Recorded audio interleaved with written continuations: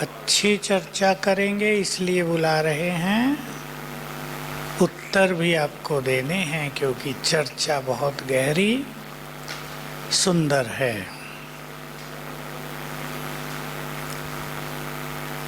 Topic है स्मृति स्वरूप नष्टो मोहा। नष्टो मोहा स्मृति स्वरूप। पहले किसे रखेंगे? दो गुह्य धारणाएं हैं, नष्टो मोहा और स्मृति स्वरूप। राजीव, पहले किसे रखेंगे? पहले नष्टो मोहा, फिर स्मृति स्वरूप। और बताओ, अब एक ही उत्तर रह गया इसके विपरीत। तो कोई कहेंगे पहले स्मृति स्वरूप फिर नष्टो मोहा। सबसे सूक्ष्म गति मोह की है या नहीं? इसको पहचानना भी कठिन है। कौन पहचान सकते हैं अपने मोह को? मैं भी कभी नहीं पहचानता था। कौन पहचान सकते हैं? जो श्रेष्ठ स्वमान में स्मृतियों में रहते हों। बहुत समय पहले की बात है, 68। उन दिनों संदेशी बहनें ध्यान में जाया करती थी। तो मैं राजौरी गार्डन दिल्ली सेंटर में था। एक बहन जो समर्पित हुई, अब तो शरीर छोड़ दिया बहुत सेवा करके। भोग लगाया बाबा को, शाम का टाइम था, थोड़े से भाई बहने बैठे थे, 10 होंगे क्लास में। तो आते ही संदेश दिया कि सबके मस्तक पर सबकी कमियां लिखी हुई थी। तो मैं तो वहीं था, किसी ने नहीं पूछा। बाद में मैंने पूछा मेरे मस्तक पे कौन सी लिखी हुई थी? तो कहा 2 थी, देहभान और मोह। देवान तो ठीक है भाई, वो तो है इस सब में, कोई उससे इनकार नहीं कर सकता। मैं सोचा मोह, मैं सोचता था मेरे पास बिल्कुल मोह नहीं है। लेकिन धीरे धीरे जैसे जैसे फिर मैं मधुबन में आ गया, ज्ञान गुह्यता से समझ में आया, बहुत अच्छे अभ्यास हुए, तो पता चलता गया मोह कहाँ कहाँ है। वो लौकिक से तो था ही नहीं। हम उसे एक को ही समझते थे कि लौकिक से मोह नहीं है, तो हम मोहजीत हैं। पर समझ में आया मोह की गति बड़ी सूक्ष्म है। मनुष्य जिस स्थान पे रहता है उस स्थान से मोह, जिस बेड पर वो सोता है उस बेड से मोह है या नहीं है? इसलिए संन्यास में नियम बना था जो जैन मुनि अब तक फॉलो कर रहे हैं कि 3 दिन से ज़्यादा एक जगह नहीं रहना है और वहाँ की जो चीज़ें हैं वहीं छोड़कर जाना है। क्योंकि अगर एक कमंडल है और वो बड़ा काम आता है, उसमें पानी भर लेते हैं, उसमें भोजन भी मिल जाता है, वो अच्छा भी लगता है, तो उससे भी मोह रहेगा ना। फिर जिसके साथ हम सेवा करते हैं, जो हमें बहुत सहयोग देता है, जो बहुत अच्छा है हमसे, उससे भी मोह होगा। मोबाइल से ज़्यादा मोह नहीं, इसके पास है इसका मतलब थोड़ा ही मोह है इसका। फिर उनका साथ जब छूटता है तो मन में बोलो क्या होता है? उदासी आती है। तो मैं इस टॉपिक को आज थोड़ा गहरा कर देता हूँ और उदाहरण है अर्जुन के मोह का।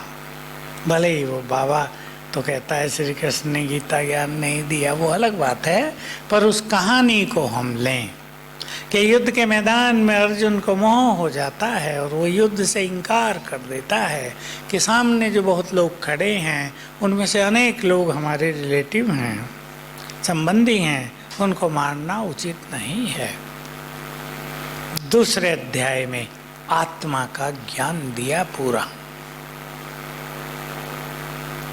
स्मृति दिलाई, आत्मा मरती नहीं है, जलती नहीं, कटती नहीं, उसे जल नहीं भिगो सकता, अग्नि सुखा नहीं सकती। सबने तो गीता नहीं पढ़ी, यहाँ किसी ने भी नहीं पढ़ी होगी। दूसरा अध्याय इसका है। लास्ट के कई श्लोक बड़े गहरे हैं। हम लोग जब गीता के भगवान पे डिस्कस करते थे विद्वानों से, पीछे तो छूट गया था, तो मैं पूछा करता था कि अभी अर्जुन को ज्ञान देना शुरू ही किया है। दूसरा अध्याय जहाँ है आत्मा का ज्ञान दिया, और फट से जो गीता के बहुत अच्छे विद्वान हैं वो उसके अर्थों को भी जानते हैं। चर्चा हो गई उस व्यक्ति के क्या लक्षण हैं जो स्थित प्रज्ञ है, जो स्थिर बुद्धि है। अभी कहाँ अर्जुन युद्ध के मैदान में, कहाँ उसका मोह नष्ट करना है, और चर्चा हो रही है स्थिर चित्त योगी के लक्षणों की। मैंने कहा क्यों, ये तो प्रसंग ही नहीं है वहाँ। खैर इस बात को हम नहीं लेते।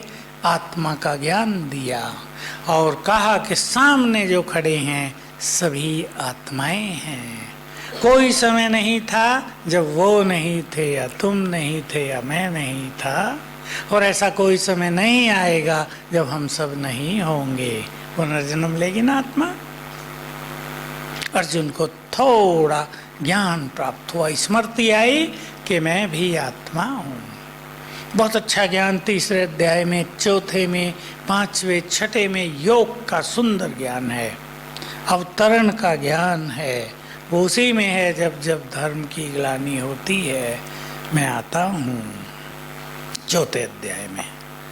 तो बहुत गुह्य बातों के बाद जब अर्जुन अभी भी तैयार नहीं हो रहा है, वो कहता है मेरे से तो अभी भी लड़ा नहीं जाता, धनुष नहीं उठ रहा है, तो उसको अपना विराट रूप दिखाया।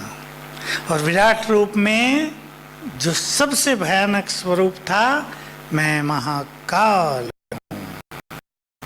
और देखा एक महारथी सेनापति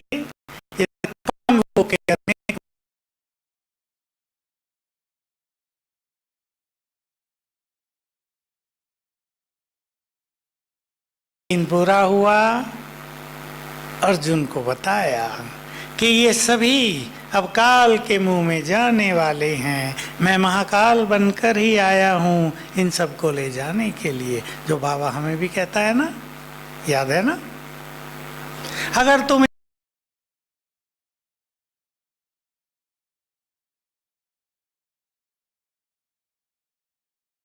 में आ गया, फिर आगे और अच्छा ज्ञान है लास्ट 18वें अध्याय में। उससे पहले बहुत सुंदर ज्ञान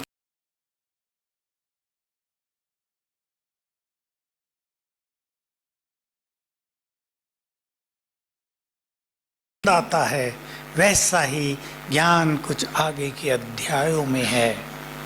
त्याग, संन्यास, सद्गुण, दैवी गुण, आसुरी गुण, आसुरी संपदा के लक्षण, दैवी संपदा के लक्षण डिटेल वर्णन किए।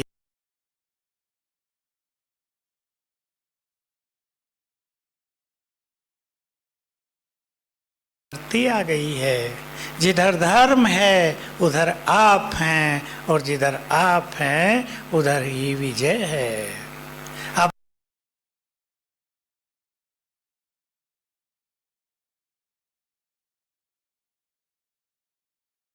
इसी बात सुनाई आपको, वरदान इस समय का है। बाबा भी हमें अनेक स्मृतियां दिलाते हैं, स्मृतियों से हमारा मोह नष्ट होता जाता है। स्मृतियों को हमें अपने चिंतन में लाकर उसका स्वरूप बनना है, क्योंकि मोह जबरदस्ती नहीं छोड़ा जाता। एक माँ ने कहा मुझे, मेरा लड़का 25 साल का, मेरा उससे बड़ा मोह था, अब वो मुझे बहुत तंग करता है, मारपीट करता है, गाली देता है, मुझे घर से निकाल दिया। अच्छा हुआ मेरा मोह टूटा। अब वो तो खुश थी, लेकिन मुझे पता था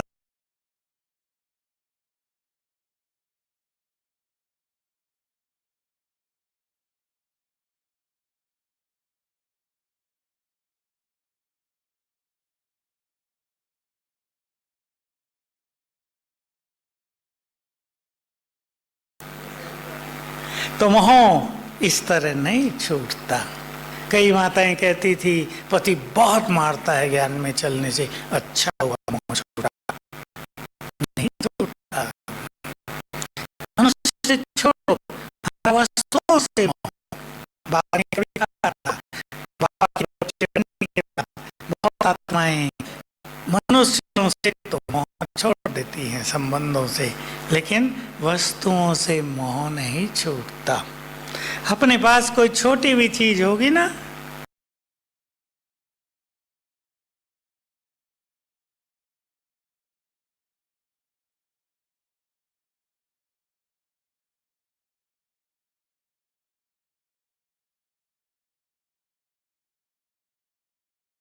प्रॉपर्टी उसको जाने ही नहीं देती। उधर यमदूत खींचते हैं, इधर वो चीज खींचती है, बड़ा कष्ट पाती है आत्मा। ये सत्य चीजें हैं, हमें जानना चाहिए। इसलिए हमें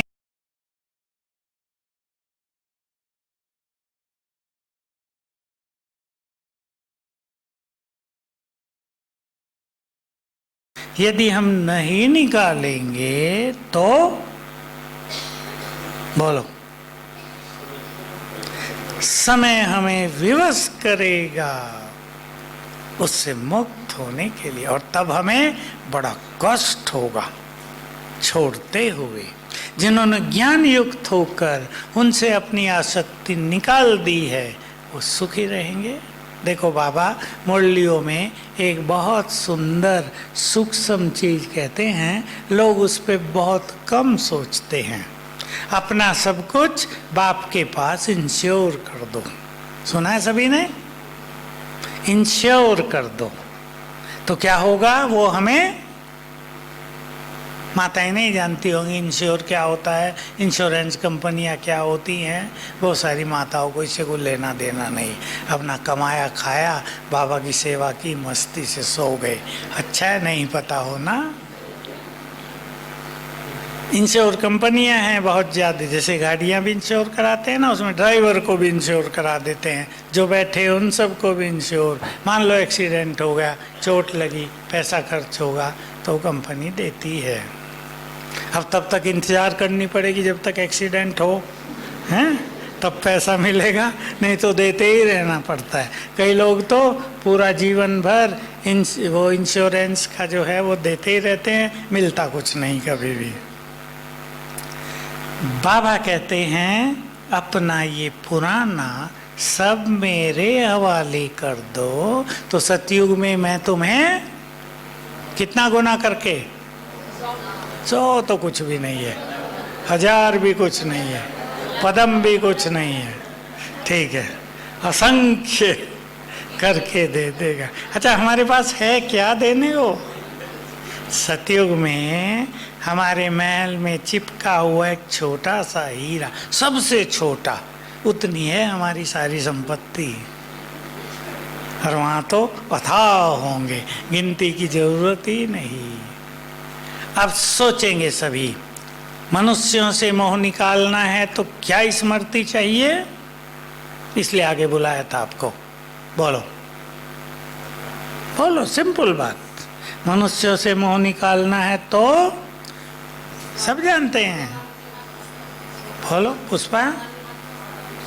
आत्मा, सभी आत्माएं हैं। इसलिए आज से प्रैक्टिस करेंगे सभी भाई बहनें, मेरे बच्चे।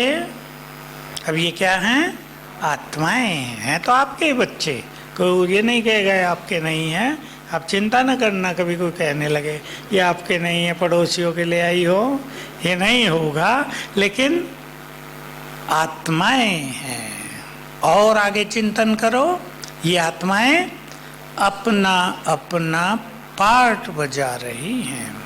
कभी ये हमारे घर में हैं, कभी हम इनके घर में थे, कभी ये हमारे बच्चे, कभी हम इनके बच्चे थे। किसी जन्म में किसी और संबंध में थे, अगले जन्मों में किसी और संबंध में रहेंगे। ठीक है छोटे दोनों, पता है ना, याद है ना? आज ये मम्मी है, हो सकता है पिछले जन्म में हम इसके डैडी रहे हों। ठीक है, छोटों को भी याद रखना, तुम्हें भी। तो इससे मोह खत्म होता जाएगा। ये सूक्ष्म है, एक दिन में नहीं होगा, अभ्यास करते करते अपने घरों से करना है सबको।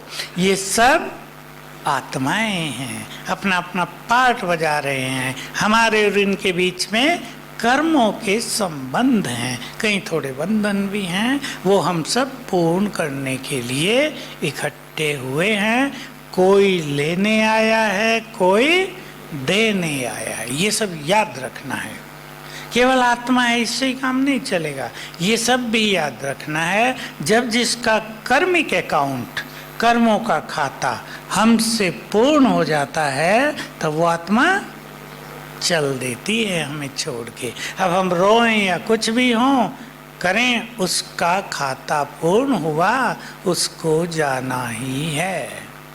एक माता की घटना हुई, कल परसों फोन आया, सचमुच उसके साथ कितना बुरा हुआ। बेचारी 10 साल से ज्ञान में, पति ने शरीर छोड़ा। एक लड़का था 25 साल का, पानी से बहुत डरता था। हरिद्वार गया, दोस्तों के कहने से नहाने लगा। हालांकि जहाँ हरिद्वार में नहाते हैं, हर की पौड़ी कहते हैं, वहाँ कोई बहुत ज़्यादा पानी नहीं होता कि कोई डूब जाए, लेकिन वो जो पानी से डरता था वो डूब गया। एक था वो, उसकी मृत्यु हो गई। अब माँ का हाल तो बेचारी का, अकेली भी रह गई। लड़कियाँ हैं, उनकी शादी हो गई है, तो उसकी कोई ज्ञान आई थी बाबा से मिलने, मुझे चिट्ठी दे गई, हाँ विंग में आई थी कि इससे बात ज़रूर कर लो। तो मैंने कल या परसों रात को उससे बात की।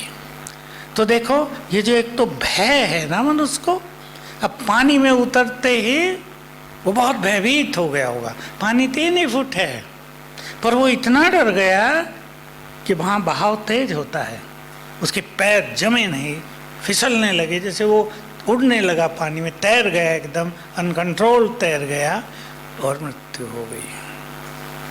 तो ये कर्मों का हिसाब किताब है ना, आगे बहुत मृत्यु होने वाली हैं।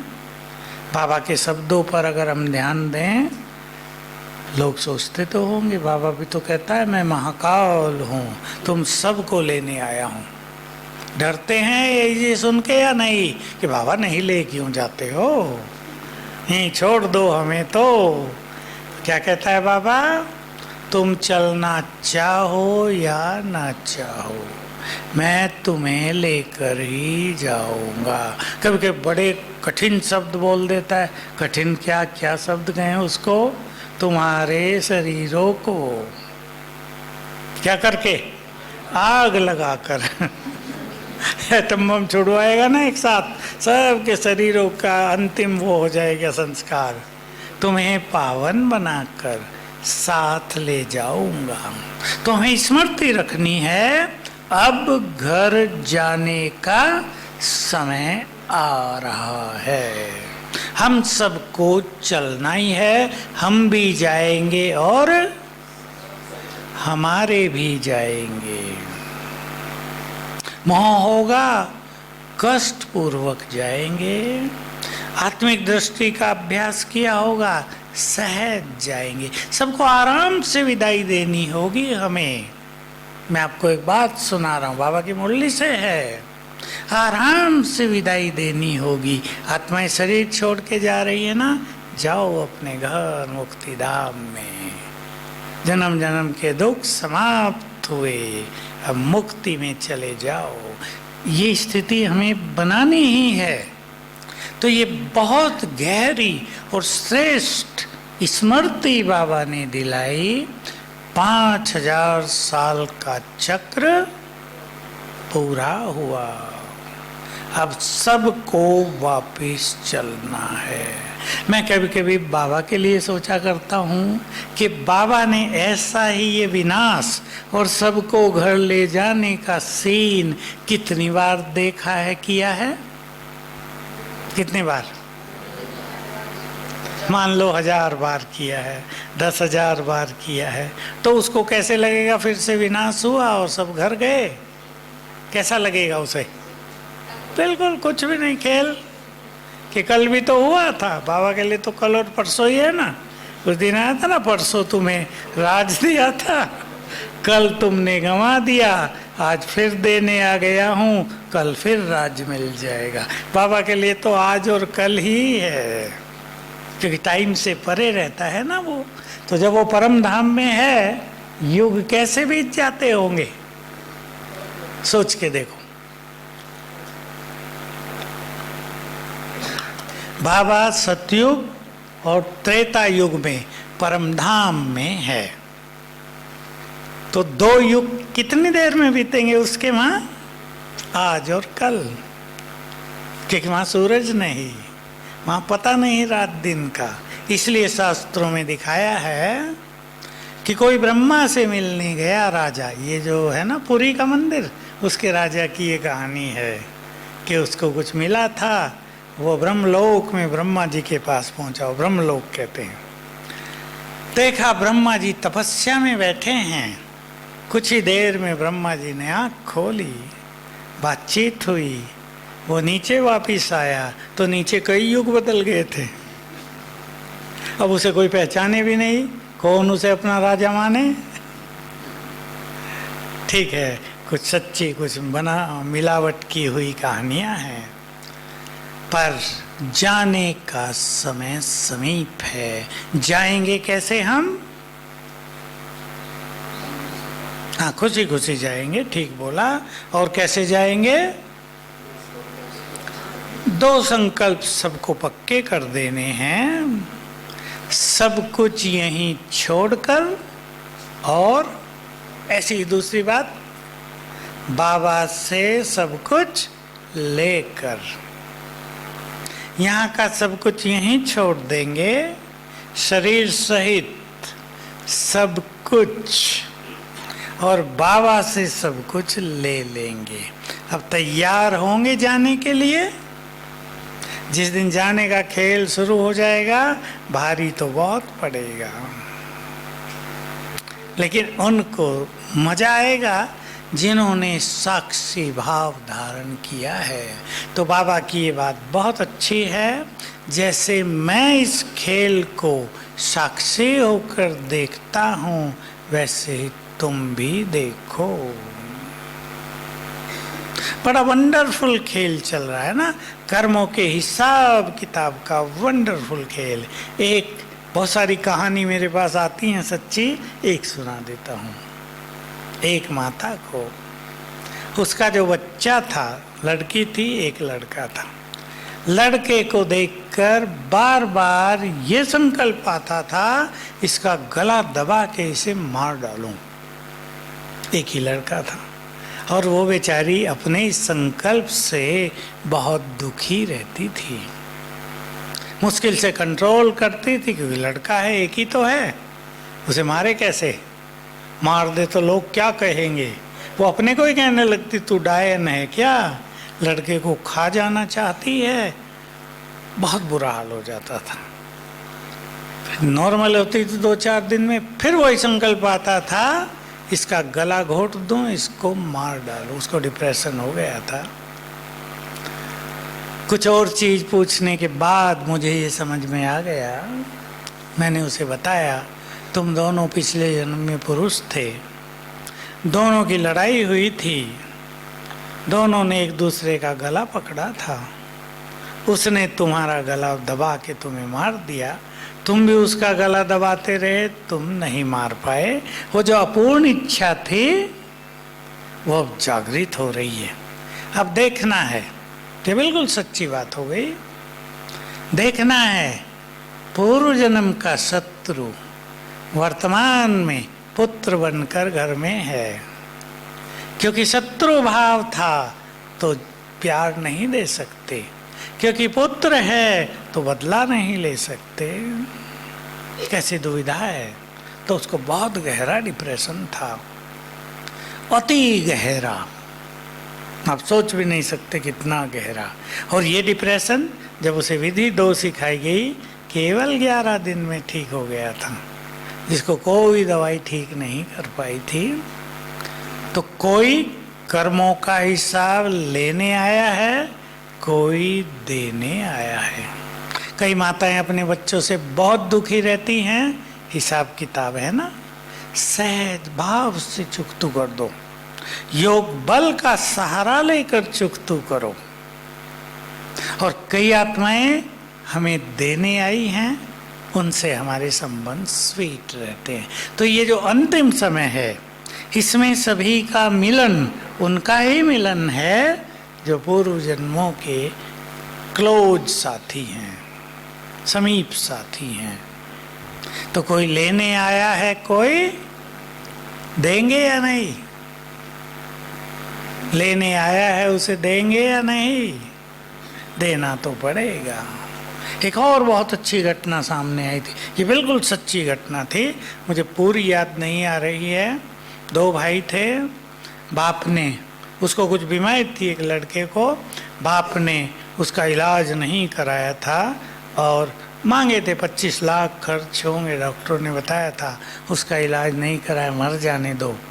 मर गया वो, और वो उसी के घर में फिर जन्म लिया, और जन्म लेने से ही बीमार था। और जब उस पे 25 लाख खर्च हो गए ना, उसको स्मृति आ गई, उसने कहा पापा मैं चलता हूँ। गए, अब तुम रोते रहो। तो कर्ज भी उतारा और रोना भी पड़ा, इसलिए किसी का कर्ज रखना नहीं है। समझ गए ना, ये कर्म की बड़ी गुह्य गति है। हम किसी का ले लेते हैं, शायद कुछ दूसरी भी घटना थी कि उसके ऊपर 25 लाख उसके थे, वो दे नहीं रहा था, उन्हें उसका मर्डर करा दिया कि देने न पड़े। ऐसी ये बिल्कुल सच्ची घटना थी। तो हिसाब किताब तो चुकतू करना ही पड़ता है। तो हम सभी मोह को नष्ट करने के लिए स्वदर्शन चक्रधारी बने। अब ये खेल बदलेगा। इस खेल को सतयुग से लेकर कलयुग अंत तक एक नज़र में देख जाया करें, फिल्म की तरह देख जाया करें। कैसे हम आए थे सतयुग में, क्या था हमारा स्वरूप, क्या था धन संपदा थी, हम पवित्र थे। आज की दुनिया में जो कुछ है निगेटिव, रोग शोक दुख शांति पाप, ये सब वहाँ था ही नहीं। कैसा सुख में संसार था, हमारा देश क्या था, एक बार देख जाया करें। तो केवल वर्तमान परिवार ही मेरा परिवार है, इस स्मृति से ऊपर उठ जाएंगे। कितने परिवार रहे हैं 5000 साल में? 42 हैं? बोलो बोलो, तुम ही बोलो, तुम ठीक बोल रही। कभी कहते 21, कभी कहते 42, ठीक ठीक बोल दो। 84 जन्म हुए तो 84 परिवारों में हम रहे हैं ना सब, 84 फैमिलीज। तो देखो, अब विशेष ध्यान ये देना है, जिन आत्माओं से सतयुग से और कलयुग अंत तक हमारा नाता रहा है भिन्न भिन्न, अब वो सभी आत्माएं हमसे जुड़ी रहती हैं। हम हैं उनके पूर्वज। बहुत ध्यान देना है सबको। हमारी स्थिति उन सब पर प्रभाव डालती है। अब आप संबंधों में जानते हैं, मान लो किसी के यहाँ परिवार में 5-6 व्यक्ति हैं, फिर उनके परिवार, आपके बच्चे, आपकी लड़की, उनके परिवार, फिर और थोड़े, एक एक का कितनों से नाता रहता है एक जन्म में ही रहता है ना, बहुत 100 से तो रहता ही है आजकल। जिनका असर पड़ता है, वहाँ कोई मृत्यु हो गई तो आप पर उसका असर आएगा, उनको कोई भयानक बीमारी आ गई आप पर भी उसका असर आएगा। तो सतयुग से लेकर अब तक लाखों आत्माएं हमसे समीप संबंध में रही हैं। और भी संबंध होते हैं कई, जहाँ आप कार्यरत हैं वहाँ भी आपका नाता है, और भी कई तरह से हम दूसरों से जुड़े रहते हैं। स्कूल में आपके 5-7 फ्रेंड हैं, उनसे भी आपका नाता है। तो हमें ये ध्यान देना है, हम उनके पूर्वज हैं। क्लियर है ना बात?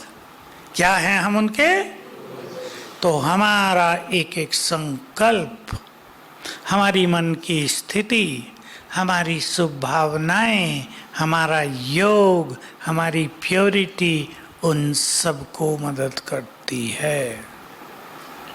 हम अच्छे कर्म करेंगे, पुण्य कर्म, बल उन सब आत्माओं को मिलेगा।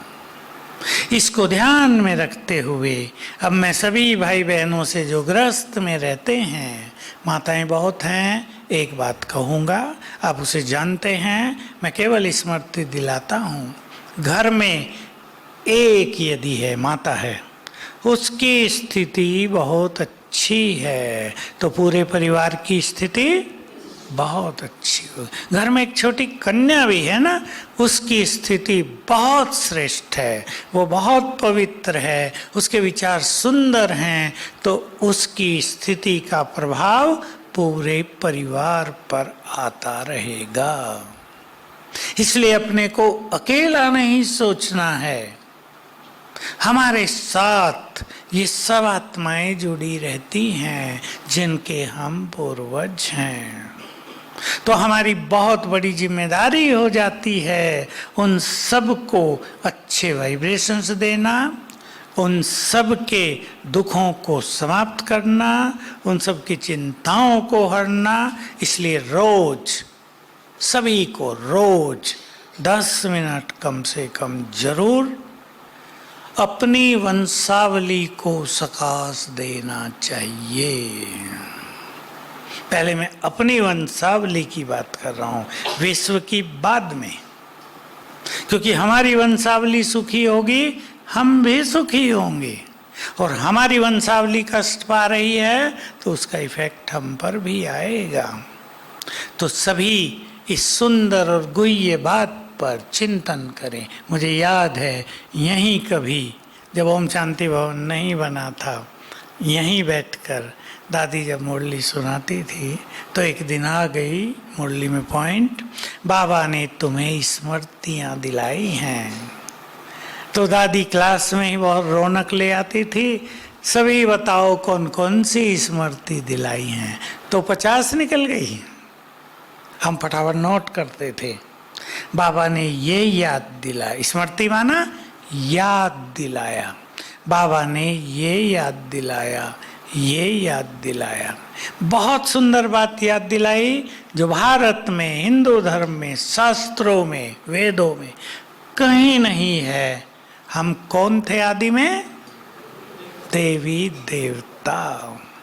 वेदों में देवताओं के आह्वान के मंत्र लिखे हैं, पर हम ही देवी देवता थे। सो अहम तत्वम, ये सब वर्णन है, पर लोगों ने सोच लिया भगवान थे हम। इसलिए बहुत सारे गुरु कहने लगे हम ही भगवान हैं। जो अति पापी गुरु हुए ना, वो भी कहते थे मेरे अलावा कोई भगवान नहीं है। अब भगवानों की दुर्गति इसलिए तो होनी थी ना, पाप करते रहे ना, अपने को भगवान कहते रहे। शास्त्रों में भी गाथा है, अपने को भगवान कहने वालों के लिए भगवान को अवतार लेना पड़ा उनका संहार करने के लिए।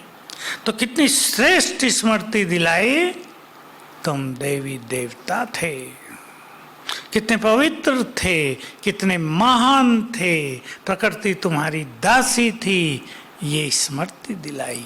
कुछ गहरी स्मृतियां भी दिलाई हैं जो मुरलियों में आती रहती हैं। जैसे शास्त्रों में भी एक बात है, मैं आपको बताऊं तो ये प्रकृति भी सतो रजो तमो में गुजरती है। बाबा ने भी हमें बताया। मैंने किसी बड़े विद्वान से पूछा कि प्रकृति सतो से रजो क्यों बनती है, फिर रजो से तमो क्यों बनती है, और क्या तमो से फिर सतो बनेगी? ये तो उन्होंने कभी सोचा ही नहीं होता कि तमो से फिर सतो भी बनेगी क्या। तो कहा तो है प्रकृति सतो रजो तमो तीनों से गुजरती है। मैंने कहा पर क्यों?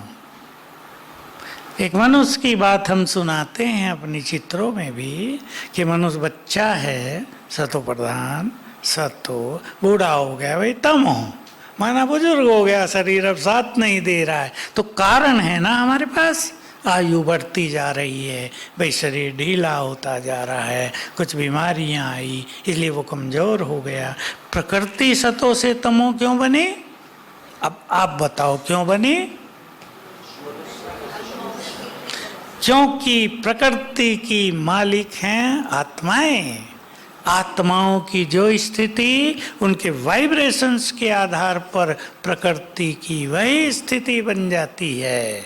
तो जब आत्माएं सतो प्रधान हैं तो उसके पवित्र वाइब्रेशंस चारों ओर फैलते हैं, प्रकृति सतो प्रधान हो जाती है। और आज तमो प्रधान क्यों है? देखो, तमो प्रधान का रूप यही वैज्ञानिक भी बताते हैं ना, बहुत प्रदूषण है चारों ओर। धरती अन्न नहीं दे रही है, जल भी दूषित हो गया है, बहुत सारी बीमारियों का कारण तो जल है, वायु भी दूषित हो गई है, आकाश भी दूषित हो गया है। पर किया किसने? मनुष्य ने। वो आपे ही दूषित थोड़ा ही हो गया, प्रदूषण आपे ही थोड़ा ही फैला, मनुष्य ने फैलाया। तो मनुष्य जिम्मेदार है प्रकृति की भिन्न भिन्न स्थितियों का। तो बाबा ने ये सब हमें स्मृतियां दिलाई हैं। इस स्मृति को प्राप्त करने के बाद अब हमें सोचना है, जिस प्रकृति ने 5000 वर्ष तक हमारी पालना की, अब हमारा क्या कर्तव्य है उसके लिए? तब हम पालना करें। माँ बाप ने बच्चों की पालना की, बड़े कर दिए, अब माँ बाप को जरूरत पड़ गई है पालना की, वो बुजुर्ग हो गए हैं, तो बच्चों का कर्तव्य होता है ना उनकी देख रेख करना। तो एक चीज मैं आप सभी को बहुत सूक्ष्म कहना चाहता हूँ, प्रकृति को रोज सच्चे मन से शुक्रिया किया करें, धन्यवाद दिया करें। इससे प्रकृति हमसे प्रसन्न रहेगी, शरीर के कई रोग भी ठीक होंगे। प्रकृति हमें सब कुछ अब भी देती रहेगी। बहुत सूक्ष्म बात है। जिनको भी बीमारियां ज्यादा रहती हों, प्रकृति से शरीर मिला है, प्रकृति को धन्यवाद दिया करें, तुमने मुझे बहुत अच्छा शरीर दिया, रोगी शरीर दिया ये नहीं, फिर प्रकृति को धन्यवाद क्यों देंगे? तुमने हमें बहुत अच्छा स्वस्थ शरीर दिया, रोगी तो हमने बनाया ना, इधर उधर से कुछ खाया पिया होगा, ठीक टाइम पे लाइफ स्टाइल बिगाड़ लिया, दिनचर्या बिगाड़ ली, रात को 12 बजे खा रहे हैं, 2 बजे सो रहे हैं, दिन में 12 बजे तक सो रहे हैं। बहुत हैं ऐसे लोग दुनिया में, रात को 12 बजे सोएंगे, दिन में 12 बजे तक। जब मैं ऐसी बातें सुनता हूँ लोगों की, कहता हूँ ये तुम्हारा कोई जीवन है? रात को कौन जगते हैं? चलो मैं नहीं आगे उत्तर दूंगा। तो प्रकृति को सच्चे मन से शुक्रिया करें। आपकी आंखों में तकलीफ है, प्रकृति को कहा करें, तुमने मुझे बहुत सुंदर सतो प्रधान नैन दिए, आपको बारंबार शुक्रिया। तुमने बहुत अच्छी भुजाएं दी, पैर दिए, शरीर दिया, आपको बहुत बहुत शुक्रिया। क्यों कमर दर्द दे दी? मैंने तुम्हारा क्या बिगाड़ा था? ये नहीं, ये करने से वो बढ़ता ही जाएगा। शुक्रिया करेंगे तो बहुत अच्छे अनुभव होते रहेंगे। तो सभी ध्यान देना सूक्ष्मता से। अब ये बड़ा सूक्ष्म सब्जेक्ट हुआ, कहाँ मेरी आसक्ति है, किन चीजों के बिना हम उदास हो सकते हैं। देख लेना, कल मोबाइल ना रहे क्या हाल होगा हमारा? शांति हो जाएगी ना, सचमुच शांति हो जाएगी। मोबाइल ने बड़ा खेल बिगाड़ा है। हमारा निर्भय भाई कहा करते थे कि अगर एक दिन के लिए संसार के सारे अखबार बंद कर दिए जाएं तो वो दिन सबसे शांति का दिन होगा। होगा नहीं?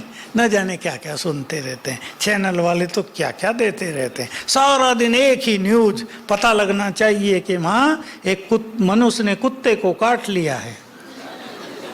कुत्ते ने मनुष्य को नहीं, मनुष्य ने कुत्ते को काटा है। बस सारा दिन वही आएगा और अच्छी बात है ही नहीं उनके पास। तो हम सभी